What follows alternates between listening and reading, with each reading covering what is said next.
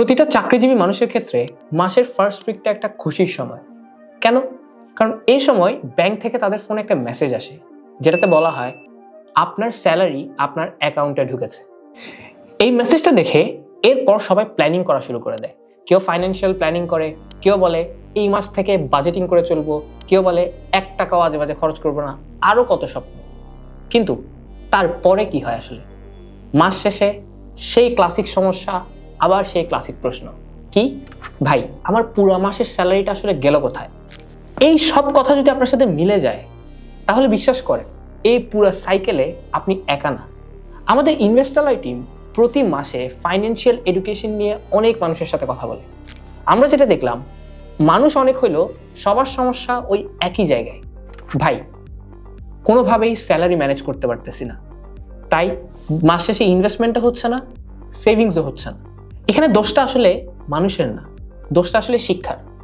কারণ দেখেন, ছোটবেলা থেকে আমাদেরকে কিভাবে ইনকাম বেশি করতে হয়, কিভাবে একটা ভালো জব পাইতে হয়, কিভাবে ক্যারিয়ারে গ্রোথ আনতে হয়, এসব কিছু শেখানো হলেও আমাদের স্যালারি কিংবা ইনকামকে এফিশিয়েন্টলি কিভাবে ম্যানেজ করতে হয়, এই জিনিসটা আমাদেরকে কখনোই কোনো স্কুলে শেখানো হয়নি। আপনাকে একটা ডেটা বলি, পৃথিবীর যে ধনী লোকদের লিস্ট আছে, এই লিস্টের মধ্যে 75% মানুষ হচ্ছে এন্টারপ্রেনার কিংবা বিজনেসম্যান, 15% হচ্ছে ইনভেস্টার, 7% হচ্ছে ইনহেরিটার, আর 3% হচ্ছে হাই ক্লাস পারফর্মার। কিন্তু আপনি কি জানেন এই লিস্টে 0% এমপ্লয়ি? এই লিস্টে কোনো এমপ্লয়ি নাই কেন? কারণ এই লিস্টে যারা আছে তাদের বেশিরভাগ কিছু না কিছু ওন করে। যেমন 75% এন্টারপ্রেনার কিংবা বিজনেসম্যান, তারা কোনো না কোনো বিজনেসের মালিক। যারা ইনভেস্টার, তারা কোনো না কোনো অ্যাসেটের মালিক। যারা ইনহেরিটার, তারা পৃথিবীর বড় বড় এনজিও কিংবা ট্রাস্টগুলোর মালিক। আর লাস্ট 3% যারা পারফর্মার আছে, তারা কোনো না কোনো স্কিলের মালিক। কিন্তু এমপ্লয়িরা কিসের মালিক? এমপ্লয়ীদের কোনো কিছুরই মালিকানা নেই। এমপ্লয়ীদের কাছে আছে একটাই জিনিস, সেটা হচ্ছে সময়।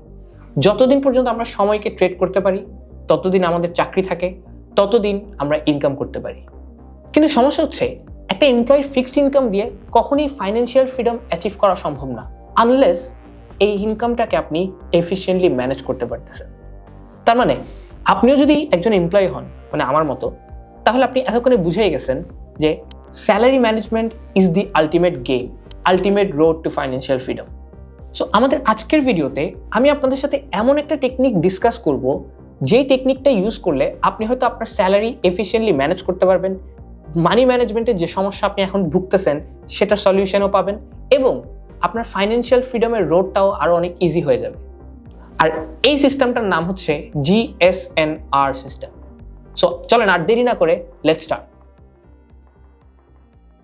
GSNR সিস্টেম, যেটা ফার্স্ট স্টেপটা শুরু হয় জি দিয়ে, জি ফর গ্রোথ। আমি আপনাকে এখানে কোনো ধরনের স্পিরিচুয়াল গ্রোথ কিংবা টাকা দিয়ে মোটিভেশনাল বই কিনে এই বই পড়ে আমার অনেক গ্রোথ হচ্ছে এরকম টাইপের কথাবার্তা বলতেছি না। এখানে জি দিয়ে যে গ্রোথ বোঝানো হচ্ছে, সেটা সম্পূর্ণ গ্রোথ অ্যাসেট, এবং আপনার টোটাল ইনকামের 25% যাওয়া উচিত এই গ্রোথ সেগমেন্টে। প্রশ্ন হচ্ছে, এই গ্রোথ সেগমেন্টগুলো আসলে কি কি? দেখেন, গ্রোথ সেগমেন্টের ফার্স্ট পার্ট হচ্ছে স্কিলস, এবং এটাই সবচেয়ে ইম্পর্টেন্ট পার্ট। আপনার স্যালারির প্রথম 25% যাওয়া উচিত এই সেক্টরে, শুধুমাত্র স্কিল বাড়ানোর পিছনে, যে স্কিলটা আপনার লাইফ এবং ক্যারিয়ারে আপনার ভ্যালু অ্যাড করবে, এবং পরবর্তীতে এই স্কিলের জন্যই আপনার স্যালারি বাড়বে। দেখেন, গ্রোথ সেগমেন্টের আরো একটা বড় পার্ট কি জানেন? Passive investment. আপনি আজীবন সময়কে ট্রেড করে চাকরি করতে পারবেন না। একটা না একটা সময় গিয়ে আপনাকে রিটায়ারমেন্টে যেতে হবে, এবং রিটায়ারমেন্ট যখন শুরু হবে তখন আপনার ইনকাম না থাকলেও এক্সপেন্স কিংবা খরচ কিন্তু ঠিকই থাকবে। তাই রিটায়ারমেন্ট লাইফে আপনার একটা প্যাসিভ ইনকাম খুবই প্রয়োজন, যে ইনকামটা আপনার এবং আপনার ফ্যামিলির সম্পূর্ণ খরচ চালাবে। আর এই প্যাসিভ ইনকামের জন্য সবচেয়ে ইম্পর্টেন্ট অ্যাসেট হচ্ছে কোন একটা প্যাসিভ ইনভেস্টমেন্ট। এখন তাহলে আপনি আমাকে প্রশ্ন করবেন যে তাহলে সবচেয়ে ভালো প্যাসিভ ইনভেস্টমেন্ট লং টার্মের জন্য কি? লং টার্মের জন্য আমি আজকে বলে দিই, সবচেয়ে ভালো প্যাসিভ ইনভেস্টমেন্ট হচ্ছে সাইড বিজনেস এবং স্টক মার্কেট। এই দুইটার মধ্যে কোনোটাই যদি আপনার না থাকে, তাহলে আজকে থেকে 10 বছর, 15 বছর কিংবা 20 বছর পরে যে ফাইন্যান্সিয়াল ফ্রিডমের কথা আপনি ভাবতেছেন, সেটা আজীবন আপনার ধরাছোঁয়ার বাইরে থেকে যাবে। তাই আজকের দিনে আপনার ইনকাম কতটুকু সলিড সেটা যেমন ইম্পর্টেন্ট, তার চেয়েও বেশি ইম্পর্টেন্ট আপনার এই সলিড ইনকাম আপনার জন্য কোনো প্যাসিভ ইনভেস্টমেন্টের রাস্তা বানাচ্ছে কিনা সেটা। ভিডিওতে সামনে যাওয়ার আগে আপনাদেরকে একটা কথা বলতে চাই। দেখেন, লং টার্মে ফাইন্যান্সিয়াল ফ্রিডম অ্যাচিভ করার জন্য স্টক মার্কেট কিন্তু অনেক ভালো একটা অ্যাসেট। তবে স্টক মার্কেটে ভালোভাবে ইনভেস্ট করতে হলে যে জিনিসটা সবচেয়ে বেশি প্রয়োজন সেটা হচ্ছে স্টক মার্কেট সম্পর্কে ভালোভাবে জানা এবং শেখা।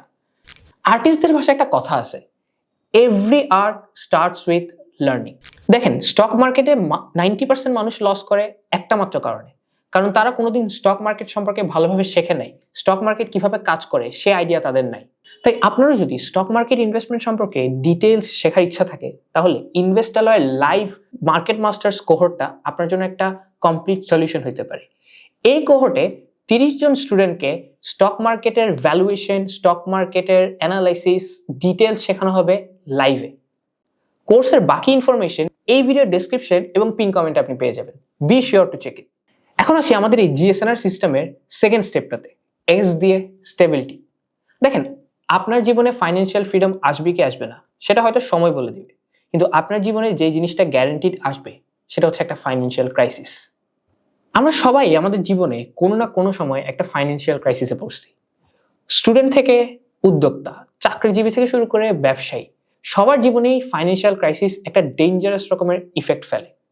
এখন কথা হচ্ছে, ফাইন্যান্সিয়াল ক্রাইসিস যেহেতু আসবেই, এটাকে ট্যাকেল করার উপায় কি?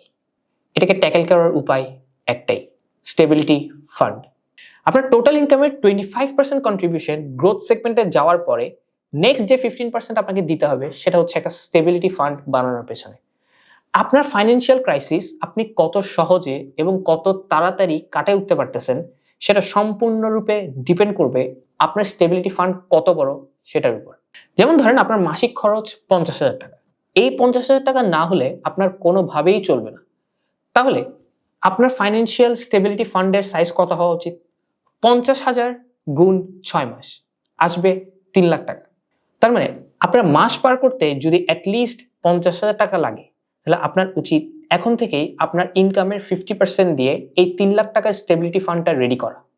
কারণ আপনার দুর্দিনে এই স্টেবিলিটি ফান্ডই হবে আপনার বেস্ট ফ্রেন্ড। এখন আসে আমাদের জিএসএনআর সিস্টেমের থার্ড স্টেপটাতে, এন দিয়ে নেসেসিটি। আমরা অনেকেই মনে করি আমাদের জীবনে আমরা যা দেখি সবই নেসেসিটি, কিন্তু নেসেসিটি আসলে কি? সোজা উত্তর দিতে গেলে যেসব জিনিস আপনাকে নিঃশ্বাস নিতে সাহায্য করে এগুলো সবই আপনার নেসেসিটি। যেমন আপনার বাসা, খাওয়া, ওষুধ, পড়াশোনা ইত্যাদি। এগুলো আপনার জীবনের সবচাইতে গুরুত্বপূর্ণ বিষয়, কারণ এগুলো ছাড়া আপনি কোনোভাবেই জীবন পার করাতে পারবেন না, আপনি নিঃশ্বাসই নিতে পারবেন না। তাই আপনার টোটাল ইনকামের সবচেয়ে বড় পার্ট, মানে 50% যাওয়া উচিত এই নেসেসিটির পেছনে। কিন্তু এখানে অনেক বড় একটা সমস্যা কি জানেন? Lifestyle inflation. যখনই আমাদের ইনকাম বাড়ে তখনই আমরা আমাদের লাইফস্টাইলটাকে আপগ্রেড করে ফেলি, এবং এটা করতে করতে একটা সময় গিয়ে দেখা যায় যতটুকু না আমাদের ইনকাম বাড়ছে তার চেয়ে বেশি আমাদের লাইফস্টাইল মেনটেন করার খরচটা বেড়ে গেছে। পরবর্তীতে কি হয়? আমাদের ইনকামের 50% যেখানে এই নেসেসিটির পেছনে যাওয়া উচিত ছিল, সেখানে দেখা যায় টোটাল ইনকামের 60-70%, ইভেন 80% চলে যায় শুধুমাত্র এই লাইফস্টাইল ইনফ্লেশন মেনটেন করার পেছনে। স্বাভাবিকভাবে কি হয়? দিন শেষে আমাদের কাছে skill development, passive investment, savings করার মতো আর কোনো টাকাই বাকি থাকে না। আপনি যতদিন পর্যন্ত এই কাজ করতে থাকবেন, যতদিন পর্যন্ত আপনার ম্যাক্সিমাম টাকা লাইফস্টাইল ইনফ্লেশন মেনটেন করার পেছনে চলে যাবে, ততদিন আপনার ফাইন্যান্সিয়াল ফ্রিডম আসবে না। এটা সবচেয়ে ইম্পর্টেন্ট। মনে রাখতে হবে, আপনার ইনকাম যাই হোক না কেন, আপনার লাইফস্টাইল মেনটেন করতে যাতে আপনার ইনকামের 50%-এর বেশি টাকা না লাগে। ওকে, সো কথা বলতে বলতে আমরা আমাদের এই সিস্টেমের লাস্ট পার্টে চলে আসছি, that is R for rewards. সব দিকে তো ইনকাম অ্যালোকেশন আপনি করে ফেললেন, বাকি থাকে শুধুমাত্র 10%। এই 10% যেতে হবে রিওয়ার্ডসে, এবং এটা খুবই মজার একটা কন্ট্রিবিউশন। দেখেন, আপনি যদি আপনার জীবনে শুধুমাত্র passive income, passive investment, skill development, career এসব জিনিসের মধ্যেই থেকে যান, তাহলে আমি আপনাকে একটা কথা বলবো, you are just surviving, not living your life. একটা কথা বুঝতে হবে, লাইফ শুধুমাত্র সার্ভাইভ করার জন্য না। লাইফে ফাইন্যান্সিয়াল ফ্রিডম যেমন ইম্পর্টেন্ট, ঠিক এনজয় করাটাও একইভাবে ইম্পর্টেন্ট। তাই আপনার ইনকামের লাস্ট 10% যেটা বাকি থাকবে সেটা যেতে হবে আপনার পছন্দের জিনিসগুলো করার পেছনে। যেমন সেটা হইতে পারে ঘুরতে যাওয়া, নতুন কিছু ট্রাই করা, বন্ধু কিংবা পছন্দের মানুষগুলোর সাথে সোশ্যাল ইভেন্ট জয়েন করা, আরো অনেক কিছু। ক্যারিয়ার, ইনভেস্টমেন্ট, প্যাসিভ ইনকাম, এইসব জিনিস দিয়ে হয়তো আপনি একটা সময় ফাইন্যান্সিয়াল ফ্রিডম অ্যাচিভ করে ফেলবেন, কিন্তু আপনি যদি আপনার জীবনে আপনার পছন্দের জিনিসগুলা করতে না পারেন, তাহলে যে ফাইন্যান্সিয়াল ফ্রিডম আপনি অ্যাচিভ করতেছেন সেটার কোনো মূল্য থাকবে না। সো লাইফে ফাইন্যান্সিয়াল ফ্রিডম, সার্ভাইভাল যতটুকু ইম্পর্টেন্ট, এনজয় করা, মেন্টালি খুশি থাকা এটা অনেক বেশি ইম্পর্টেন্ট। তাই আপনার টোটাল ইনকামের একটা পোর্শন আপনি সবসময় রেখে দিবেন আপনার পছন্দের জিনিসগুলো করার জন্য।